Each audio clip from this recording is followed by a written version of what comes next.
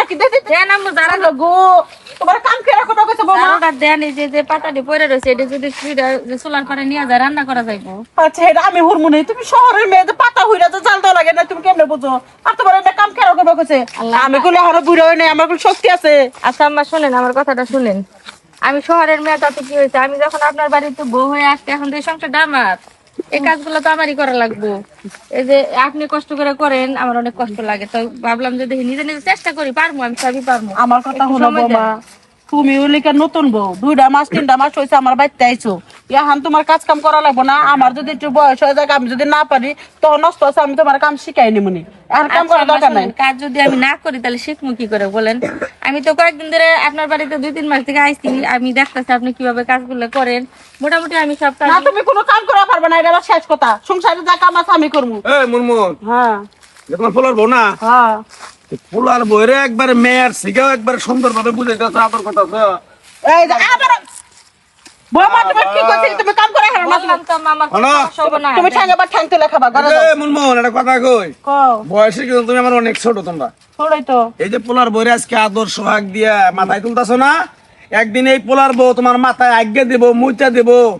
সের দিয়া মরবা পানি মুখে দিব না একটু দুধ মুখেও দিব না এই পোলার বউ তোমার পোলা বউ খারাপ দেখে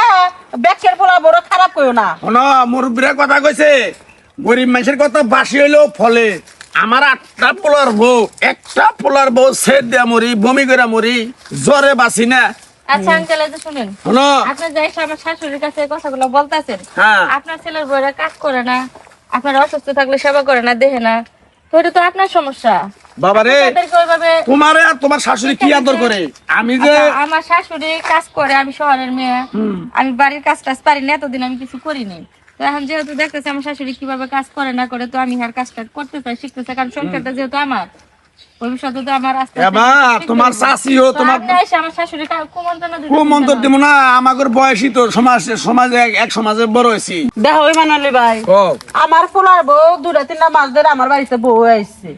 আমার শক্তি কলি এখন পুরা নাই 10 মাসের কাম আমি একলা করি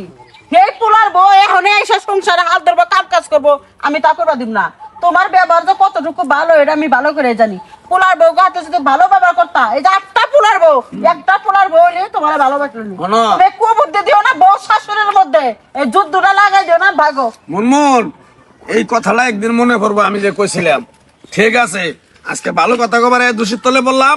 এই যে গেলাম একদিন হলো তুমি বুঝবা ভালো থাকো বুঝো নাই বুঝলাম না মা আমি তোমার কথা কই ওর হচ্ছে 8টা পোলা 8টা পোলায় প্রেম করে বিয়ে করছে ওই হচ্ছে পোলার বউ মাইনা নিবার পারে নাই তাহলে কি পোলার বউটা ভালোবাসবো না তোমার শ্বশুর জন আমার নতুন করে বিয়ে করে নিয়ে এলো কত মাসে আনাচে কানাচে আমার খুব বুদ্ধি দিছে